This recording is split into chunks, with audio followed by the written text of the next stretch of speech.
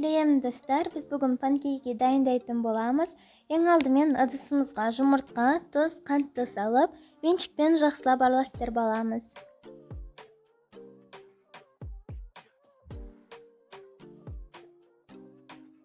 Жұмыртқалы массамыз осылай үлкейген кезде кефирді құйып, біркелкі болғанға дейін араластырамыз.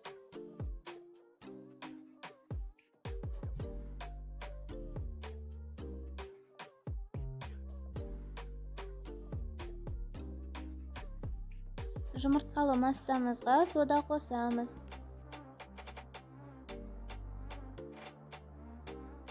Ұнды ситадан өткізіп қосамыз.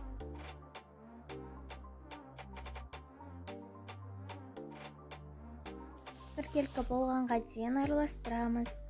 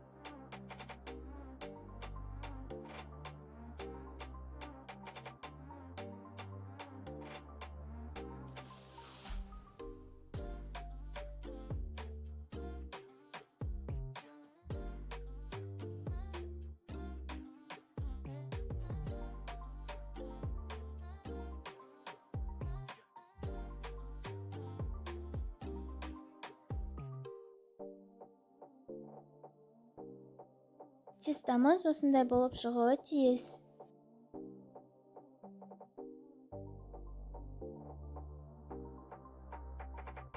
Қызып тұрған табаға сұйық майды жағып, панкейкімізді орташа отта пісіріп аламыз.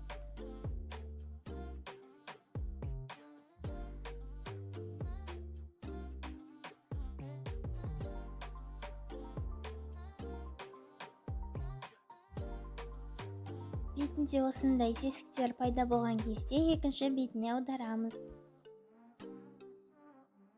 Панкейкиларымыз дайын, өте дәмді әрі өте жұмсақ болып шыққан. Жасап көріңіздер. Инстаграм парақшамды жоғарыға белгілеп кеттім, тіркеліңіздер. Менің рецептіммен жасаған тәттілеріңізді сторизге салып, мені белгілеп кетуді ұмытпаңыздар.